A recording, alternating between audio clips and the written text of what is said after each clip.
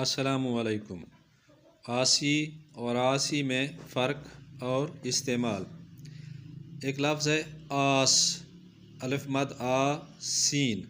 آس معنی اس کے ہیں امید، آسرا، بھروسہ، اور اسی سے لفظ بنتا ہے آسی، الف مد آ سین چھوڑیے سی، معنی ہے امید رکھنے والا، جو عام طور پر نام میں استعمال ہوتا ہے یا شعراء کرام تخلص میں استعمال کرتے ہیں، وہ الف مد آ سین چھوٹیے سی، آسی، یہ استعمال ہوتا ہے اور اس کے معنی امید رکھنے والا۔ اس سے ملتا جلتا لفظ ہے آس، یعنی عین، الف اور صاد۔ آس، آس کے معنی ہے گناہ گار، جس سے لفظ عصیاں بھی ہوتا ہے اور اسی سے لفظ آسی بھی بنتا ہے، اور آسی کے معنی ہوتے ہیں گناہ گار۔